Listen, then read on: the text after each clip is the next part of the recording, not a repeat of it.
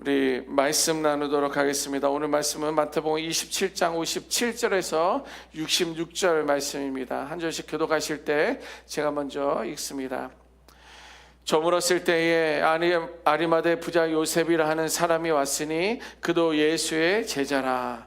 빌라도에게 가서 예수의 시체를 달라 하니 이에 빌라도가 내주라 명령하거늘 요셉이 시체를 가져다가 깨끗한 세마포로 싸서 바위 속에 반 자기 새 무덤에 넣어두고 큰 돌을 굴려 무덤 문에 놓고 가니 거기 막달라 마리아와 다른 마리아가 무덤을 향하여 앉았더라.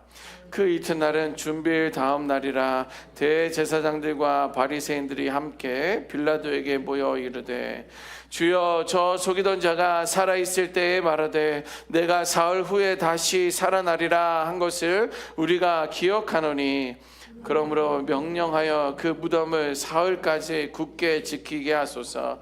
그의 제자들이 와서 시체를 도둑질하여 가고 백성에게 말하되 그가 죽은 자 가운데서 살아났다 하면 후에 속임이 전보다 더 클까 하나이다 하니 빌라도가 이르되 너희에게 경비병이 있으니 가서 힘대로 굳게 지키라 하거늘 그들이 경비병과 함께 가서 돌을 임봉하고 무덤을 굳게 지키니라.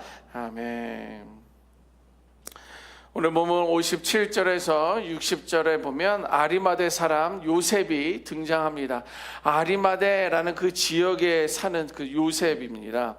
이 아리마대 요셉은 사내들인 공회원의 일원입니다. 그러니까 유대인의 어떤 영적인 지도자들 가운데 대제사장들이나 장로들을 우리는 사내들인 공회라고 말하는데 그들 중에 이제 일원이니까 어떤 영적인 그 지도자의 위치에 있는 사람입니다. 그런데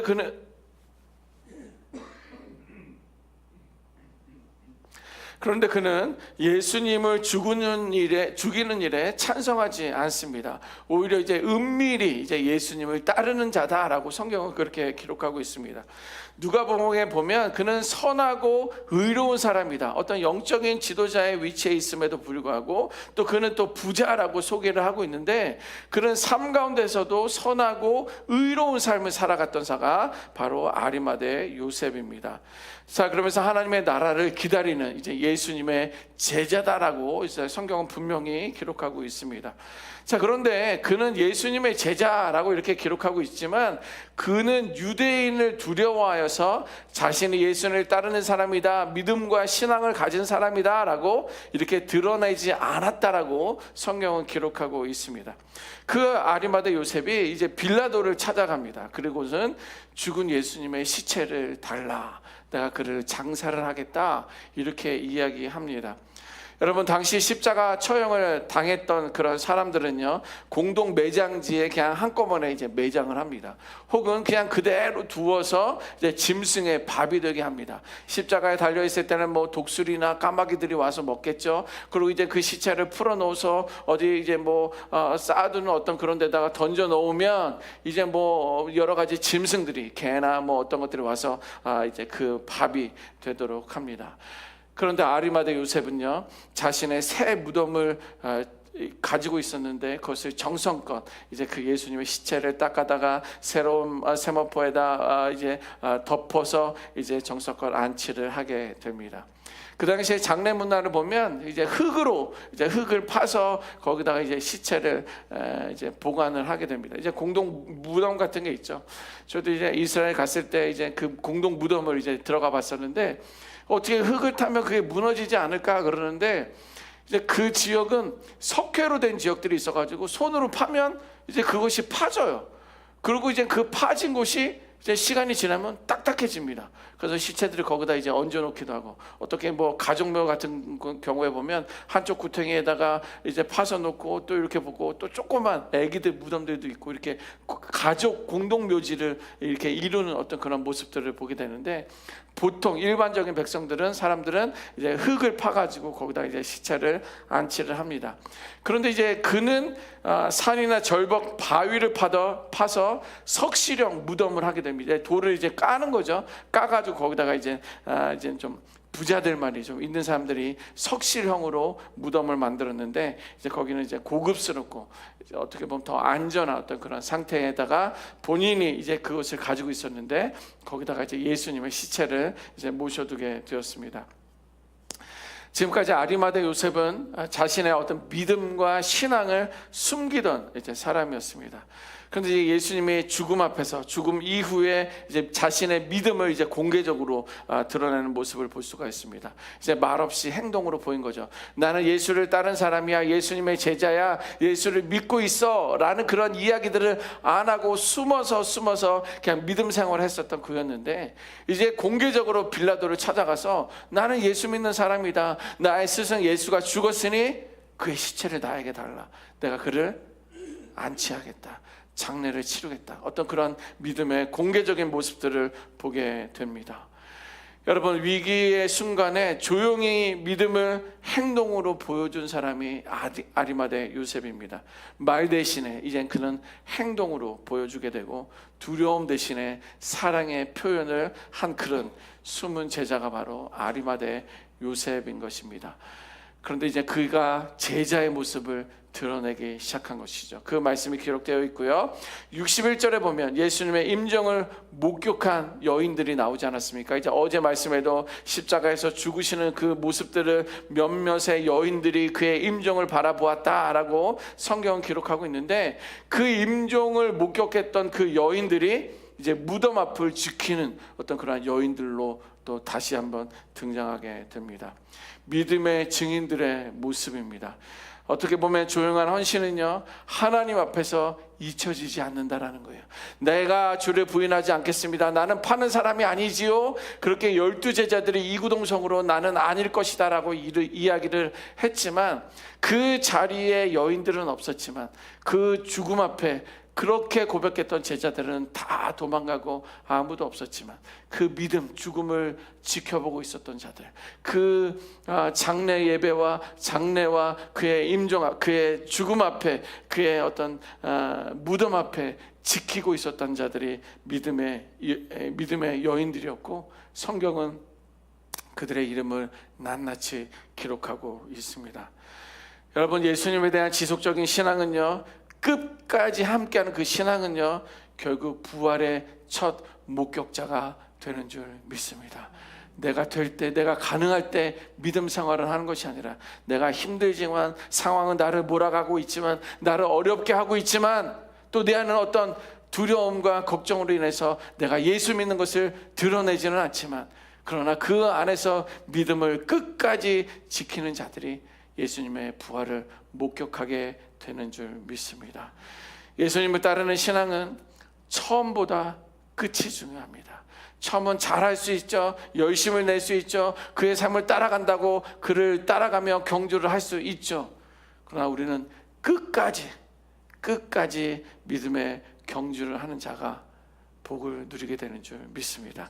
이어서 62절에서 66절에는요, 대제사장들과 바리새인들이 빌라도를 이제 찾아갑니다. 근데 예수님의 제자들이 예수의 시체를 훔쳐갈 것을 걱정한 거죠. 그래서 빌라도에게 대제사장이 말을 합니다. 정말 너무 속상한 거죠. 대제사장이라고 하면 제사를 감당했었던 사람들인데, 바리새인이라고 한다면 말씀을 강론했던 사람들인데, 이제 빌라도를 찾아가서 내가 기억하고 있는데 그가 죽고 나서 3일 후에 부활한다고 하더라. 좀 어떻게 보면 부활은 말도 안 되는데, 예수님의 제자들이 그 시체를 가져다가 숨겨두고 그가 부활했다라고 말할지 모르니까 보초를 세우시오, 그렇게 이야기를 합니다. 빌라도는요, 경비병들을 투입을 합니다. 그리고 동굴 문이 혹시 열릴까 안 열릴까를 확인하여 거기다 임봉을 하게 되는 거예요. 거기다 아마 도장도 찍어놨겠죠. 이것이 옮겨졌는지 누가 뜯어냈는지 볼 수 있도록 임봉까지 하며 동굴을 지키게 합니다. 저는요, 대제사장들과 바리새인, 그리고 이렇게 반응을 하고 있는 빌라도의 모습을 통해서 영적인 완고함을 보게 되었습니다. 어제도 굳은 마음에 대한 말씀을 나눠드렸는데요, 그들은 영적으로 완고한 모습입니다. 진리를 알고도 받아들이지 않는 사람들입니다. 영적인 교만한 사람들이 영적인 완고함을 보여주고 있고 다친 마음을 보여주고 있습니다. 어제도 말씀드렸지만 애굽의 바로왕이 그 예입니다. 하나님의 능력을 직접 보았지만 그는 마음을 돌이키지 않은 굳은 마음이 그 안에 있었습니다.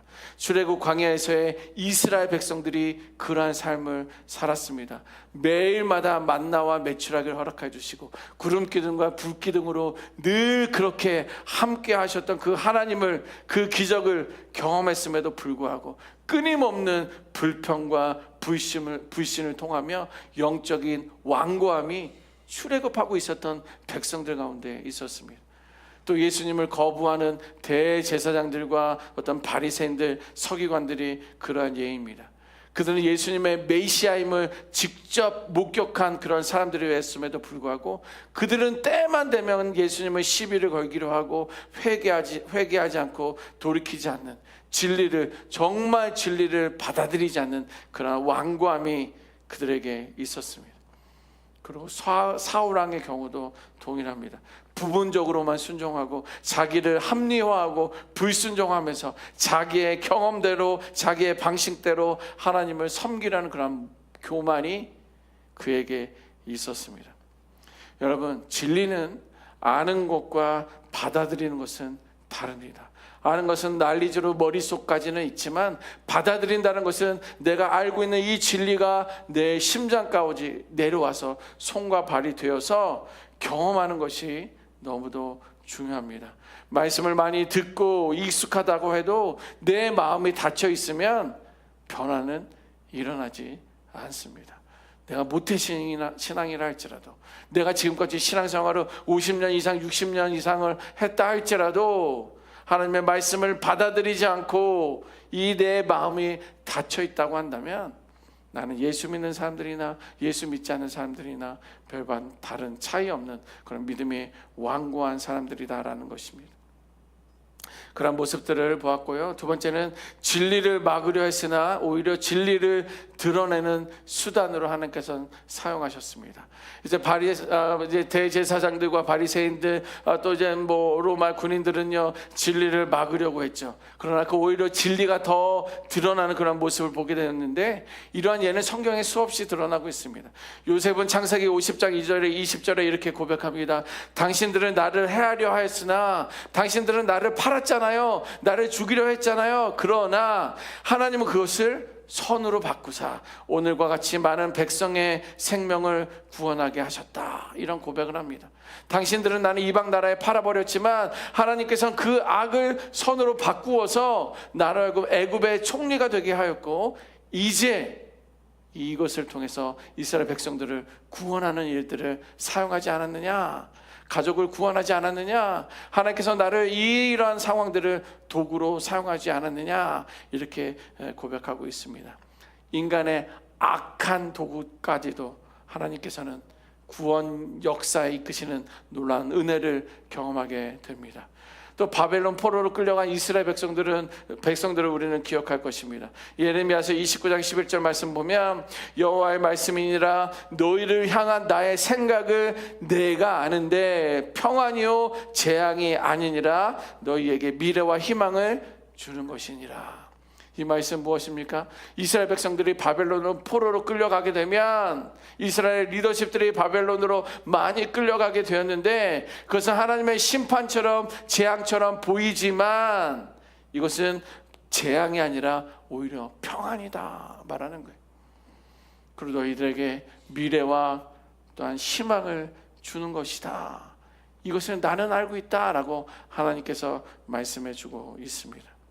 어떻게 되었습니까? 이스라엘 백성들은 정말 이방 나라에 가서야, 포로로 끌려가서야 이제 그들은 우상을 버리고 순전한 믿음으로 회복되는 일들이 일어나고 성전을 재건하고 성벽을 재건하고 말씀을 배우는 그런 일들이 이제 시작되지 않았습니까? 여러분들 지금 상황 가운데 힘든 어떤 어려움들이 있다고 한다면 하나님께서 그것을 선으로 바꿔 주실 줄 믿습니다. 에스더의 경우도 그래요. 에스더는 뭐예요? 모르드게 어떤 유대인들을 몰살하려고 하지 않습니까? 그래서 왕의 조서까지 받아냅니다. 왕에게 절하지 않는 사람들은 이제 죽이도록 사자의 밥으로 넘기자라는 어떤 그런 조서까지 받아냈지만, 그를 풀무불에 넣게 되지만, 오히려 거기에 있었던 벨사살 왕은 3명의 어떤 친구들을 넣었는데 거기에 움직이는 모습은 4명의 모습들을 보면서 천사를 보게 되고 하나님의 모습을 보면서 오히려 페르시아에서 이방인의 입술을 통하여 하나님을 찬양하는 그런 모습을 보게 됩니다. 여러분, 하나님의 일하심은 인간의 불신이나 통제로 막을 수가 없어요. 어떻게 보면 코로나 시간 동안에 우리도 예배에 대한 어려움이 있었잖아요. 현장에 대한 예배, 또 미디어도 못하는데 미디어를 통해서 또 공부도 하고 예배했었던 어떤 그런 어떤 막음이 있었지만, 인간의 불신이나 통제로는 결코 막을 수 없음을 우리들에게 말씀해 주고 있습니다. 오늘 본문에서도 경비병을 세워서 부초를 세웠지만, 오히려 예수를 알지 못하고 믿지 않는 그 경비병들이 예수님의 그 부활하심을 직접 목격하게 되는 은혜를 경험하게 됩니다. 이렇게 진리를 드러내는 수단으로 하나님께서는 사용해 주고 있습니다. 세 번째는 예수님을 두려워하는 마음에서 오는 역설을 저는 보게 되었습니다. 이제 이미 예수님은요, 그들이 원하는 대로 십자가에 못 박혀 죽었습니다. 그럼에도 불구하고 예수가 살아날지 모른다, 그들을 훔쳐갈지 모른다 라는 어떤 예수님의 이름의 영향력에 두려움을 그들은 가지고 있었습니다. 죽음 이후에도 여전히 두려운 듯 그분이 바로 진짜 우리의 주님이십니다. 이렇게 사람들은요, 예수님의 능력을 막으려고 하고 있고, 그 두려움 자체가 예수님을 인정하는 어떤 그러한 증거가 된다는 것입니다. 다니엘의 세 친구들은요, 정말 불무불에 던져지는 상황 속에서도 하나님의 이름을 두려워하지 않고 영적인 구별된 삶을 살아갔던 사람들입니다. 사도 바울을 기억해 보십시오. 사도 바울은 그렇게 예수를 믿는 사람들을 핍박하고 감옥에 가두려던 사람들이었는데, 무엇보다도 복음의 중심 가운데 복음의 가장 강력한 사도로 복음을 증거하는 자로 바울이 변화되지 않았습니까? 이렇게 예수님의 영향력을 막으려 했던 자가 예수님의 그 권세 앞에서 무너져 복음을 증거하는 도구로 사용하고 있는 모습을 우리는 보고 있습니다. 오늘날에도요, 예배를 방해하고 예배를 드리지 못하게 하고 교회에 어떤 여러 가지 핍박을 하려고 하는 그런 시도들이 여전히 존재합니다. 지금 미국에서는 그런 일이 없겠지만, 그래도 그전에는 어떤 학교에서도 예배드리지 말아라, 기도하지 말아라, 자기의 예배를 드림에 있어서 이렇게 하지 말아라, 저렇게 하지 말아라, 법적인 어떤 그런 간섭들이 있지만, 그 모든 시도들이 있지만, 그러나 하나님께서는 그런 반대와 방황 속에서도 명확하게 자신의 뜻을 이루는 분이 바로 우리 하나님이신 줄 믿습니다. 오늘 우리는 예수님의 말씀을 불신하는 그러한 쪽이 아니라 예수님의 말씀을 끝까지 믿고 기다리는 그 자리에 설 수 있는 우리 모두가 되어야 될 줄 믿습니다. 이제 우리는요, 예수님의 무덤 앞에 서 있습니다. 그리고 예수님은 그 무덤에 갇혀 있습니다. 지금 우리의 삶 속에서도 소망이 무너진 것처럼 그런 보이는 무덤들이 있을 거예요. 어쩌면 끝이다, 이것은 마지막이다, 더 이상 해결될 수 없다라는 어떤 죽음과 같은 그런 상황들이 내 삶 가운데 이제 놓여 있을 수 있습니다. 그러나 예수님의 무덤은 부활하신 줄 믿습니다. 이제 우리에게도 끝이 아니라 마지막이 아니라 부활의 소망이 저와 우리 모두 가운데 임한 줄 믿습니다. 말씀을 끝까지 믿고 기다리는 자, 조용히 헌신하며 그 자리를 지키는 자, 주님의 권세를 두려워할 줄 아는 자가 부활의 증인이 되는 줄 믿습니다. 우리 주님이 다시 사셨습니다. 그리고 그 부활 생명에 동참하시는 우리 모두가 되시기를 주님의 이름으로 축원합니다. 아멘. 이제 우리 성찬식을